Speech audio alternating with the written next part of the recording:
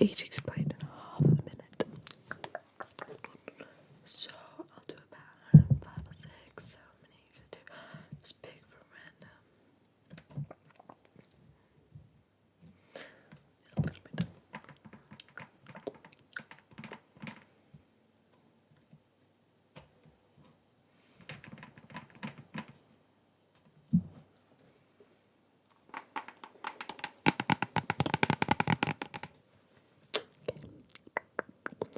The way the book is set up is so that it has an image on one side and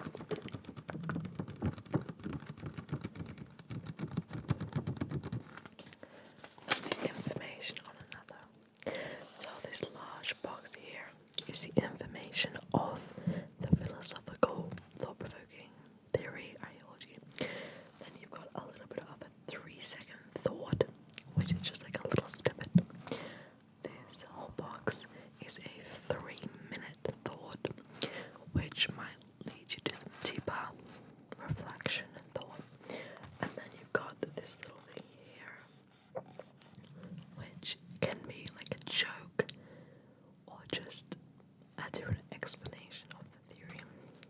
You got these here, which are just other relevant books, theories, etc.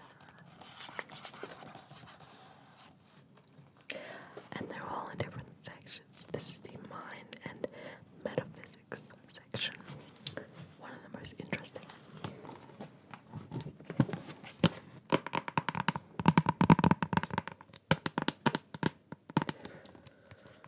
The 20th century, well, this is Ryle's Ghost in the Machine.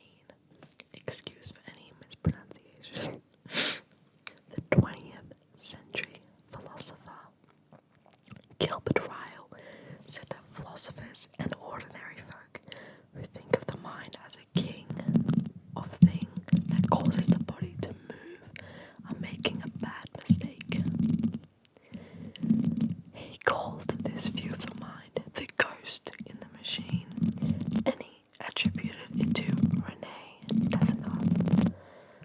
He called this type of mistake a category mistake.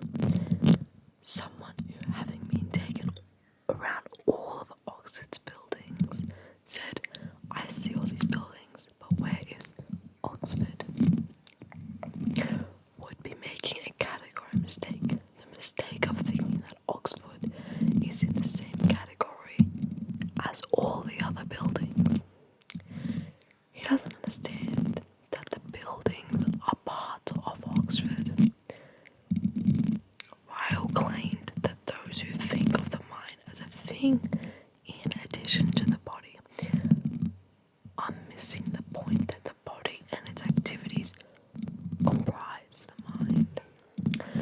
Ryle's view is that when we say that Hilary has an inquisitive mind, we're not saying that there is something associated with Hilary's body, namely her mind, which is inquisitive and causes to make her inquisitive remarks. Instead, we mean that Hilary behaves in inquisitive ways.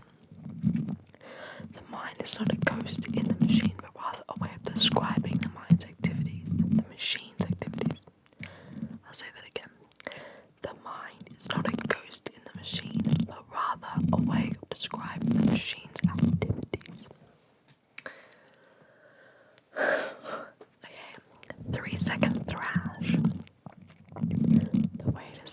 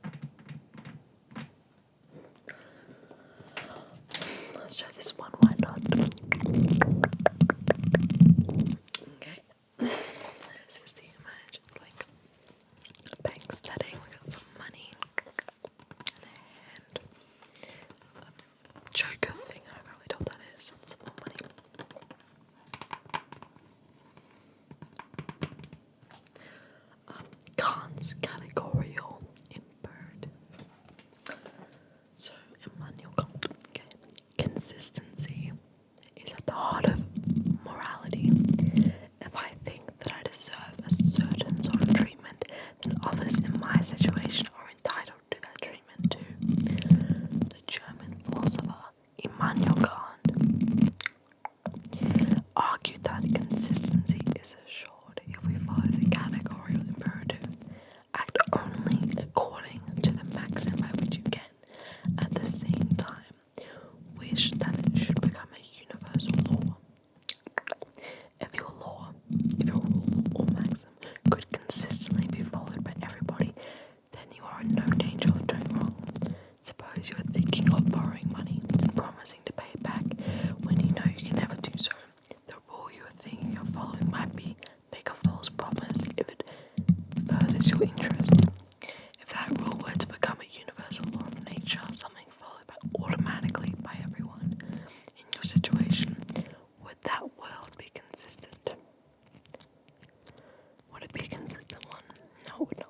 Well, no one would believe a promise, so promising would be impossible, and therefore you could not make a false promise in the first place. So the rule you are considering is not in accordance with the moral law. Breaking promises is therefore wrong. Okay. 3-second thrash. If your mother ever brought you in line by asking, what if everyone else did that? It turns out she's a Kantian. 3-minute thought. One can see Kant's point, but still wonders what to do when your moral duties conflict. Suppose I see that breaking promises is wrong. Should I cut short the emergency medical assistance I'm giving to someone because I promised to meet a friend for drinks? Does my duty to help someone in need override my duty to keep promises? Probably sometimes it does, but seeing why, in Kant's view, is not straightforward. And then the little bold bit. Is lying to the bank a good thing to do? The answer is no. Otherwise the bank will think it is a good idea to lie to you too.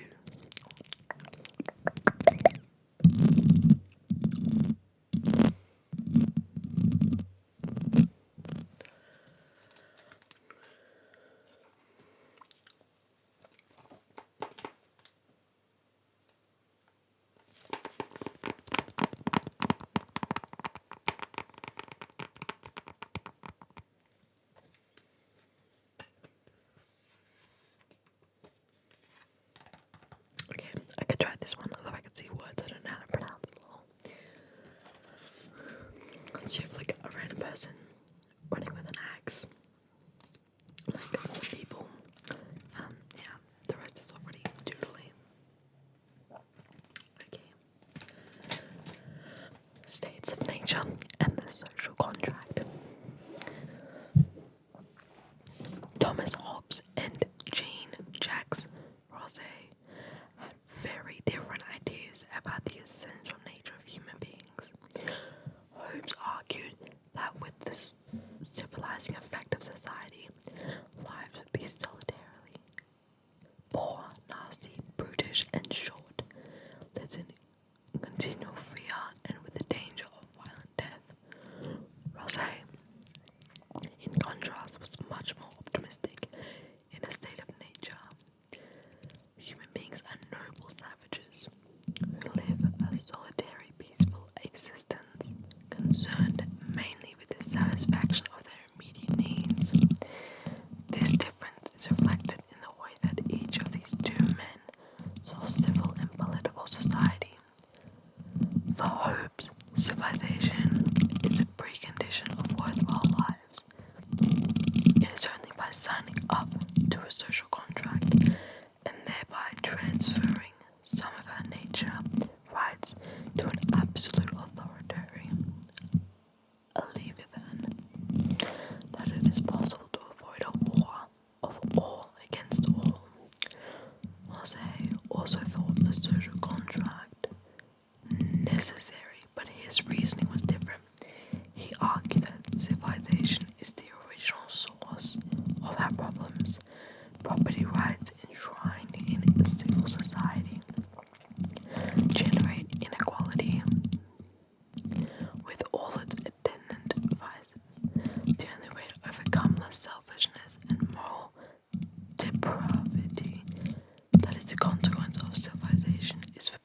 accept the authority of the general will of the population.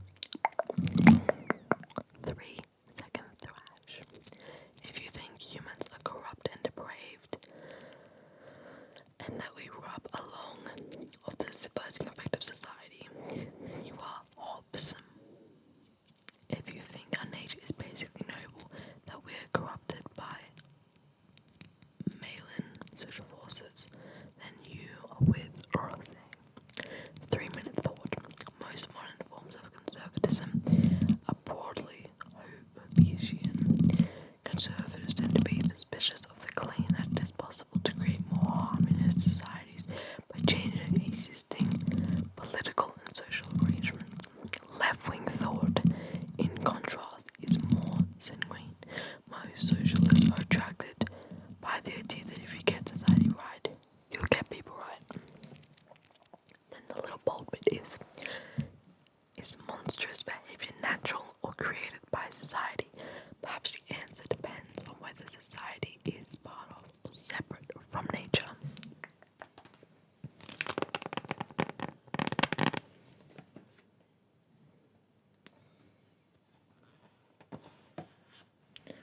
Oh my god, I've done all of these.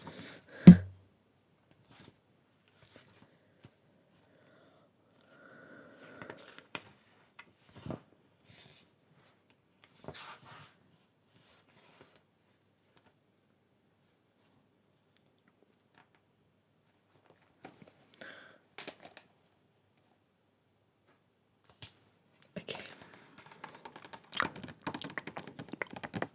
We've got a circuit. A light bulb, a hand that throws a watch, and someone analysing that. Okay. Polly's watchmaker. Imagine you are walking along a beach and you come across a watch. You know that something so complicated and intricate could not have been made by chance.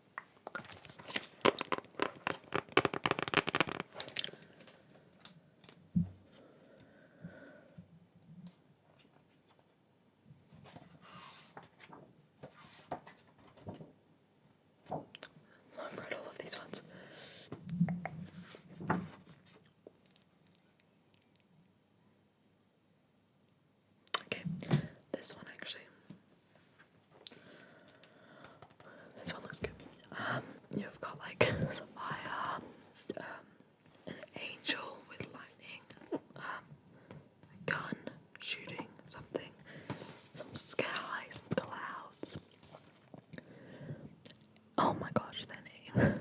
Epicurus riddle. It is possible to come to the conclusion that the existence of evil is incompatible with the existence of an all-knowing, all-powerful, and all-good God. If anything has to give, it is the existence of God, because what we cannot deny is the fact that evil in the world. Perhaps the first formulation of this so-called problem of evil for theism is owed to the ancient Greek philosopher Epicurus. We don't know exactly what Epicurus said, or we have to go on other reports of ancient commentators, but we don't know that Epicurus was not arguing for atheism exactly. His general aim was to remove fear from human lives, and a large source of fear in his day was fear of the gods. You never know when you might be in for a good smithing, but given the existence of evil, or better, undeserved evil, it looked like the gods did not really have much to do with human lives. The riddle runs roughly like this. Either the gods want to do something about evil and cannot, or they can, but do not, so they are either impotent and therefore nothing to worry about, or wicked and therefore not really gods. 3-second thrash. Why do bad things happen to good people? 3-minute thought. There are many theistic replies to the problem of evil.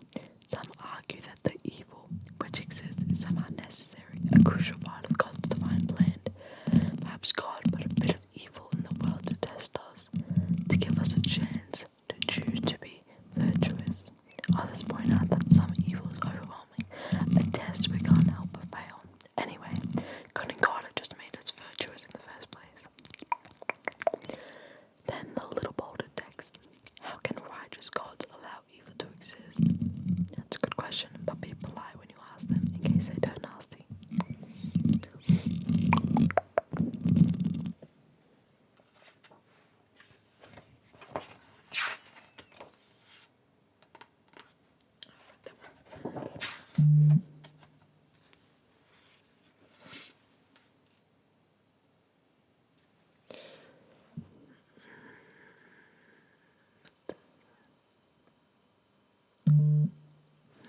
No, not a good one. Okay, I found one. So you've got like a sword, an arrow, a hand holding another sword, hand reaching to grab this sword. Socratic Method. Socrates was said to be the wisest man in Athens because he knew nothing.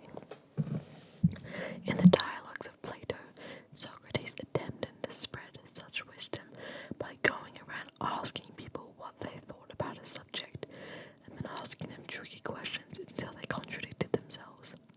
For instance, in the dialogue of Republic, he asked what justice is, and Cephalus suggests it is telling the truth and paying your debts. So Socrates asks, if you borrow a sword from someone, you owe it to them to give it back, right? But then, what if you know that the person who wants their sword back has gone raving mad?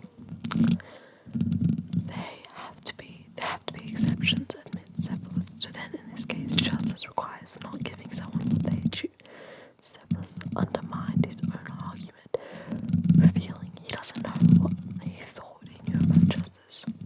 Socrates rests his case and then starts on someone else. This method can seem very negative, but if you want to end up with true beliefs, you have to test the ones you have very thoroughly.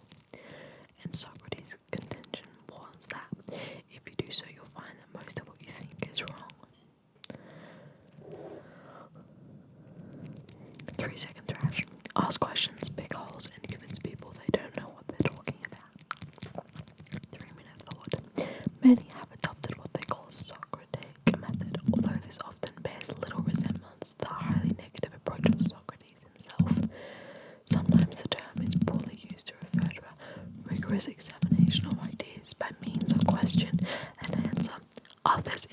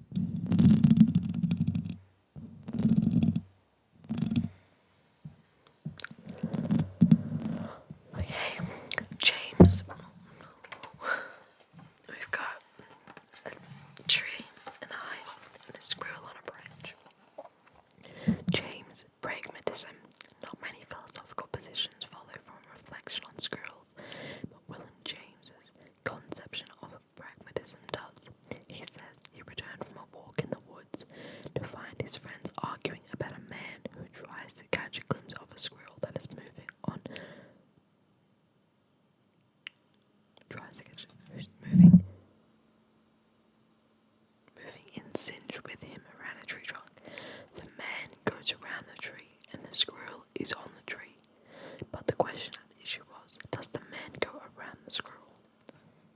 James's answer was to ask, well, what practical difference does it make to anyone if this or that answer is given? If it makes no difference, then the alternatives are practically the same, and the dispute is idle. If you swap reflection on squirrels for philosophical questions, example, are we determined or free?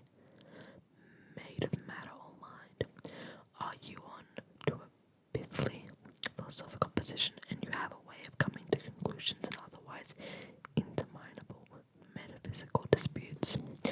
There is a theory of truth in it too. A belief is true if it helps us to get on with the practical business of living. If it is useful, helpful, and thus practical for James, there is nothing more to the nature of truth than this. 3-second thrash. The only differences that matter are practical differences. Many, 3-minute thought, many object, probably rightly, to the implications of pragmatism for religion. James argues that in certain religious circumstances, there's room for us to believe, to choose what we believe, what we find life-enhancing, helpful, and useful. Maybe my belief that Jesus loves me gets me through the day, but is that enough for me to conclude that it's true? And then the bold bit, squirreling around for bows. Philosophical arguments is just a waste of time. According to James, if the arguments serve no purpose, they can never really be true.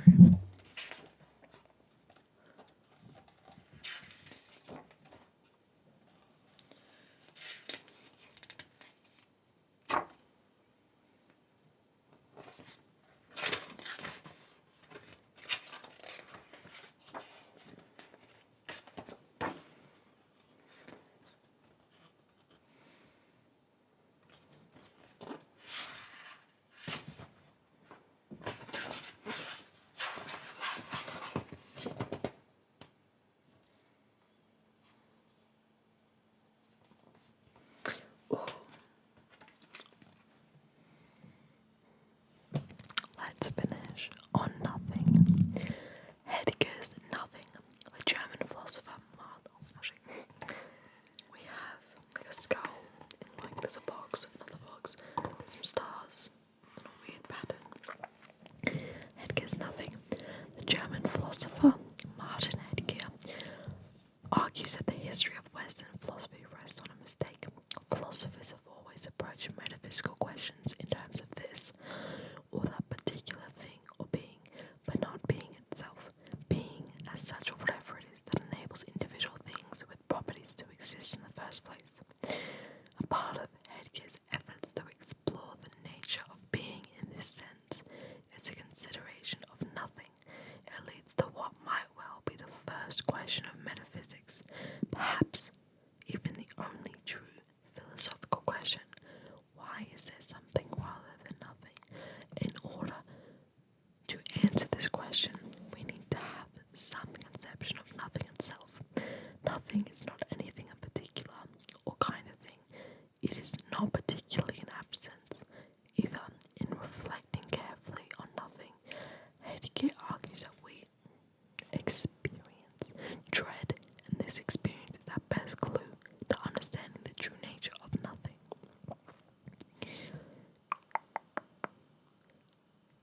The feeling of dread has a lot to do with the inevitable nothingness that awaits us in death.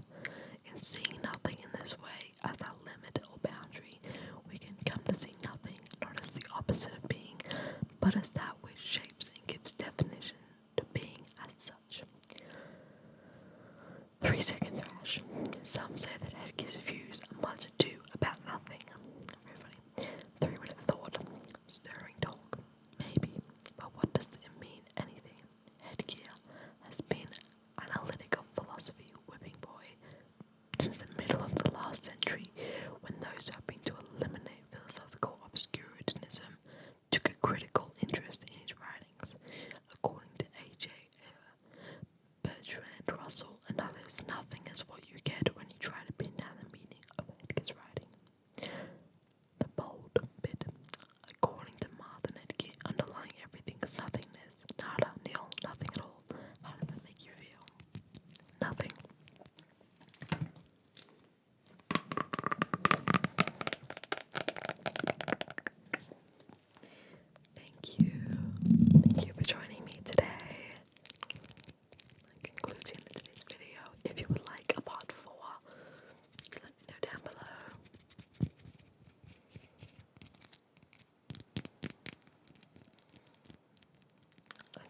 It's a very fun little series. I enjoy reading philosophy.